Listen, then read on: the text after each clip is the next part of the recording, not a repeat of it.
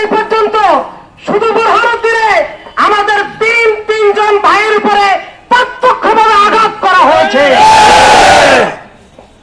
আমরা জামাত ইসলামী বরাবরই সন্ত্রাস এবং নৈরাজ্যের বিরুদ্ধে, অন্যায় এবং অপকর্মের বিরুদ্ধে, চাঁদাবাজ এবং দুর্নীতির বিরুদ্ধে।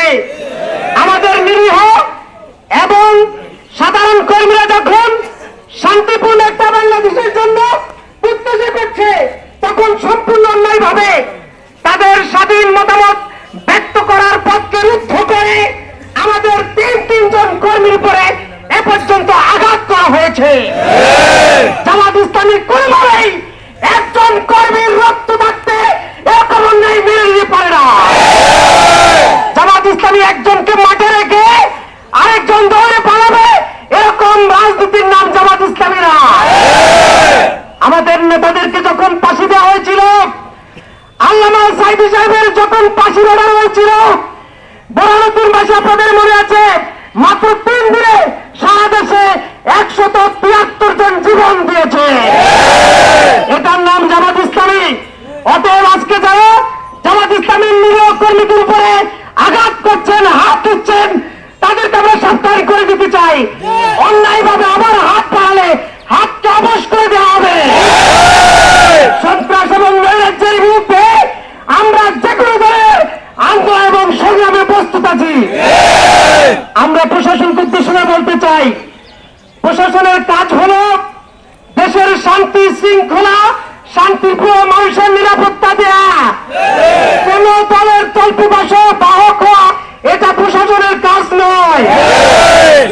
অতীতে যারা প্রশাসনের যে সকল লোকেরা কোন দলের তল্পিবাহক হিসাবে ভূমিকা রেখেছেন, তাদের পরিণতির দিকে আমাদের প্রশাসনকে লক্ষ্য করার জন্য আহ্বান করছি।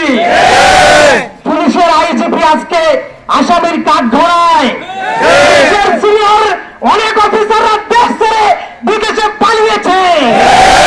অতএব শান্তিপ্রিয় কর্মীদের নিরাপত্তার জন্য আপনাদের পক্ষ থেকে যা করার তা করুন। নসিহত যদি শান্তিপ্রিয় জনগণ আইন হাতে তুলে নেয়, দায়ী দায়িত্ব আপনাদেরকে গ্রহণ করতে হবে। সাবেক একজন এমপি ঘোষণা করেছেন জামাত শিবির বাইরে পিটিয়ে পুলিশকে দেওয়ার জন্য। একজন রাজনীতিবিদ এরকম নোংরা নির্দেশ দিতে পারে, এটা আমরা মনে করি না। যারা এরকম করে আমরা তাদেরকে রাজনীতিবিদ মনে করি না। সন্ত্রাসীর ভাষা, রাজনীতিবিদের ভাষা নয়। কেউ অপকর্ম করবেন, ব্যালট বাক্স ছিনতাই করবেন, সিল টাকাবেন, আর জামাত ইসলামী বসে বসে আঙুল চুষবে।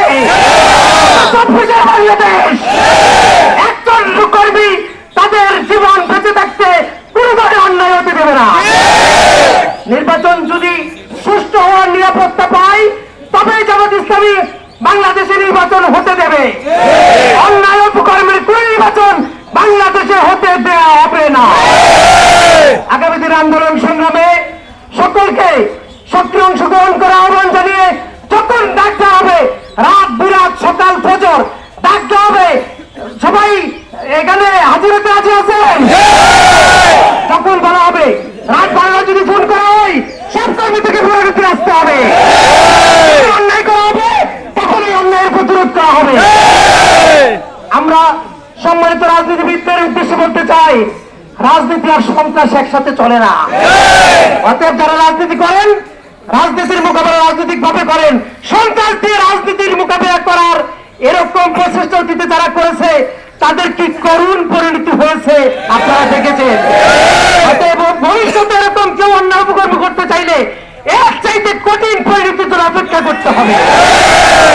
সবাইকে ধন্যবাদ জানিয়ে পরের দিন উত্তর বাস স্ট্যান্ড গিয়ে আমাদের মিছিল শেষ হবে। এ পর্যায়ে আমাদের কথা শেষ করছি। নারে তাকবীর, সাইদ মুক্ত,